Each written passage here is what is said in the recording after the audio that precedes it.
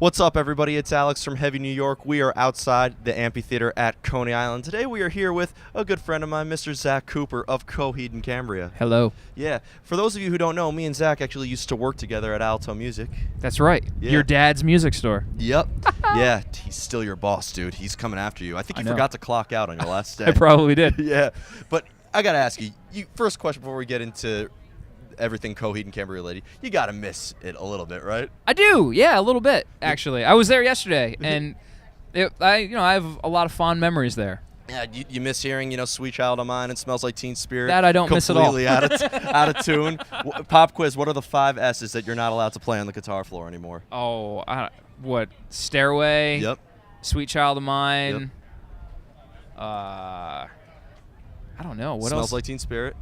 Oh, that one never. I didn't really hear that one a lot, to be honest. All right. What are the other ones? I'll give you a hint for what Keith always played it because that was the only song he knew how to play. Smoke on the Water? That's the other one. That's one of the other ones? Yeah, but Sweet Home Alabama. Oh, yeah. That one's pretty rough, too. Yeah. But, dude, it's so great to have you here. I haven't seen you in forever. But the latest Coheed Cambria record is Act 1, The Unheavenly Creatures. Yes, Vaxis, Act 1, Yep. The Unheavenly Creatures. Okay, I wasn't sure if it was like French or something. It was like Versailles or something. No, just Vaxis. Yeah. But tell me about the recording for it. I believe it's the first record on Roadrunner. Yes, it is. Absolutely. Yeah. We made the record up in Woodstock, and it was awesome. I don't know. Yeah. I don't know what else to say. Can't go wrong with Woodstock, right? No, not at all. I mean, the band has done a lot of records in Woodstock, so Yeah. it's always super comfortable for us to work there, Yeah. and it was awesome. Yeah, and this is your 4th record with the band, right? Yeah. Yeah, wow, it is. Yeah. All right. So at this point in your career, like, you kind of know what to do, and or has every record been a new approach? No, I mean, I've always kind of had the same approach. I guess I just get more comfortable. Yeah.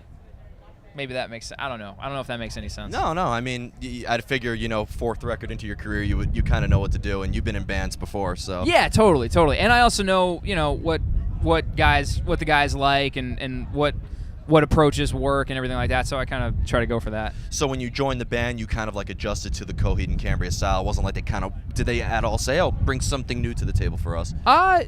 They kind of just let me do whatever I did, which was awesome. They they just liked my playing, they liked me, and they let me they cut me loose even on the first record. So, it's just a matter of comfort now. So on the earlier records, I wasn't super comfortable. I was stepping into a new thing and a new role, and there was a lot of uncertainty, and so I didn't know, kind of what the boundaries were, and now I'm aware of that there really aren't any boundaries. Well, yeah, Coheed Cambria has so many different styles, it almost feels like you guys could do whatever the hell you want at this point, right? Yeah, it kind of does, actually. I mean, you can just run the gamut. There's, songs that are, funky and have horns, and then there's, shredding guitars and some screamy, not too, Not like Slayer. No, God, no, not at all. We're not that band, but it does run a broad spectrum of stylistic stuff. Of course, and that definitely I could see in your tours. You're touring right now with Taking Back Sunday, but you did Uproar with Alice in Chains and Circus Survive and Jane's Addiction. Yep. And then you've toured with metal bands, rock bands. Do you notice a different audience? We toured with Iron Maiden. We did we've done festivals where we played after black metal bands. It's really interesting. Yeah. Yeah. Do you notice a different reaction depending on who you tour with in the audience? Sometimes, yeah.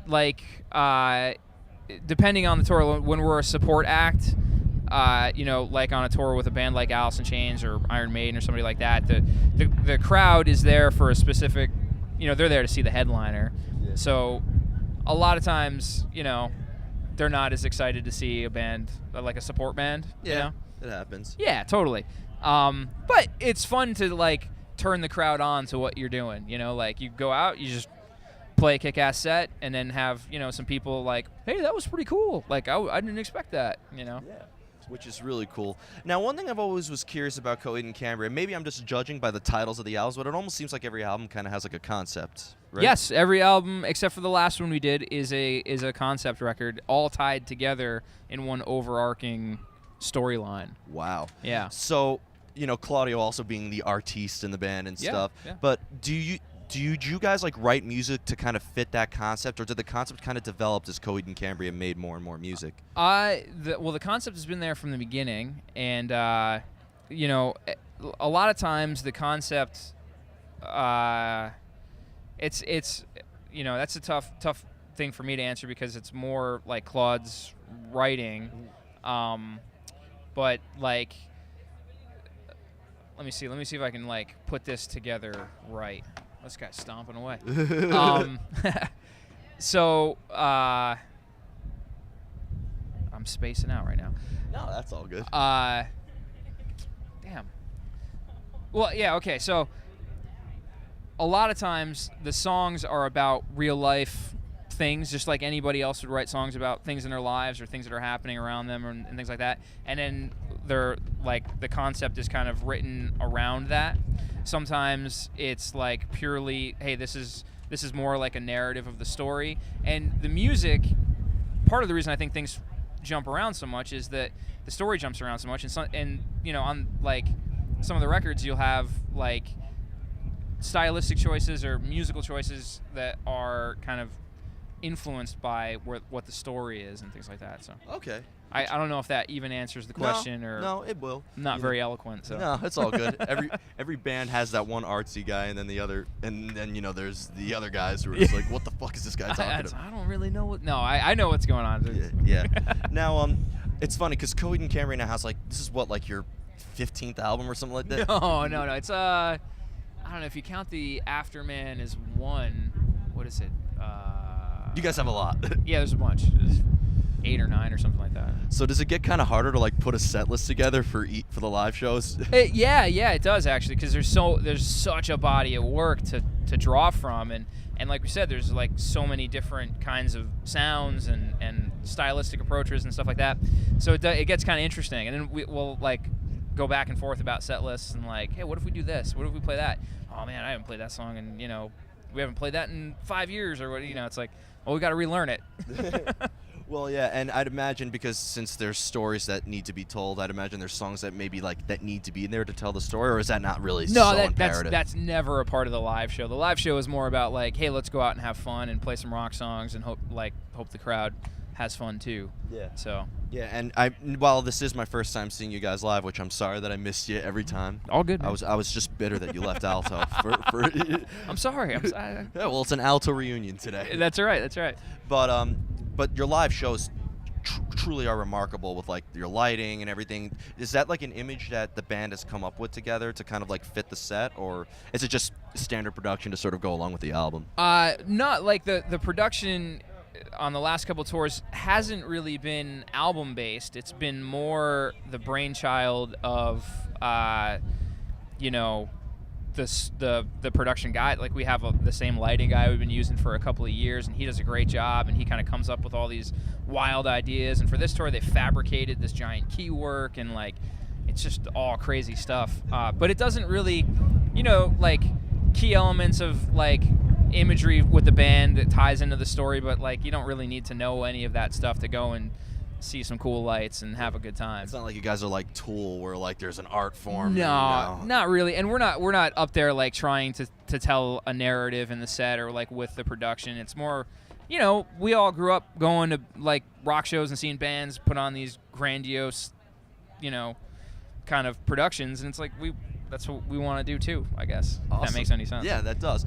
And the final question I wanted to ask you is, because I'm actually mad you betrayed us in 2 ways. You left Alto, and then you fucking left New York. Yes. But as somebody who grew, cut their teeth, Coheed and Cambria is from my hometown in Rockland County, but I know that you grew up in Orange County, right? Yep. And, from what I understand is there is a great scene there. Alto music, that's the scene. No, that's it, yeah. But as somebody, because you were in a couple bands like AM to AM, I believe was one of your bands. Yep. And there was a bunch of bands that come from Middletown. So I was curious, was there a scene that you maybe have cut your teeth in that you were active in, even back in the AM to AM days? Yeah, and even before that, I was in a band with Mike Brosnan. Remember Bros? Yeah. We were in that band Life Before This, and we played a lot of the same rooms that Coheed came up playing, and we're playing the Chance or the Loft or whatever in Poughkeepsie. Sound Asylum. I never played Sound Asylum actually. That was a little bit after my time. Okay. At, like playing shows in the area. That was like kind of taking off right around the time I was starting up with Coheed. Oh wow. So as from what I remember anyway. Well, I was still at Alto because I remember Gus talking about playing shows there. Yeah. Oh, shout out to Gus. Yeah, what's up, Gus? I saw him yesterday. It was Yep. good to see him. It was awesome. He filmed our interview with Chris Lord Algae. Oh, that's awesome. Yep. Right on. But yeah, man, there was a great scene. There was a lot of places to play. There were a lot of cool bands. I actually while I'm on the road, I see a lot of the guys who have moved out of New York that I used to play shows with. And it's kind of nice to be able to reconnect all over the country with those guys. Yeah, because now you decided to move to, Florida, yeah. Yeah, you're in the Tampa, Florida, death metal capital of the world. I guess it's the right choice. You're all right with it? Hey, listen, it's New York. We're just gonna come back for you like the mafia. Oh, dude, to be honest, most of the people I live around are from New York, so Wait, it feels like New York. That's fucking treason, man. No, I'm telling you, man. There's I've met 2 people that are actually from the area I live in, and everybody else is from New York or Michigan. So I'm right at home. Oh wow, there you go. So before we go, Zach, I want to thank you so much for your time. It's so good to see you again. Good to see you too, Alex. Yeah, just just the typical. What could we be expecting from Coheed and Cambria? You have a new record out, and so I'd imagine you're going to be on the road quite a bit. Yep, new record coming out, and on the road quite a bit. It's going to be awesome, though. We're all really excited about it. Awesome. Yeah. You'll be back in New York City again soon. Yeah, absolutely. All right, and now we're going to go eat some Nathan's hot dogs. Let's do it. Yeah. Everybody, we are here with Zach Cooper of Coheed and Cambria. Pick up their newest record coming out very soon. We are about to go eat hot dogs, and be sure to come to Alto Music in Middletown to see where it all started. Where something started. I don't know. Yeah, all the good old days, right? Yes, they were good. We'll see you next time on Heavy New York, everybody.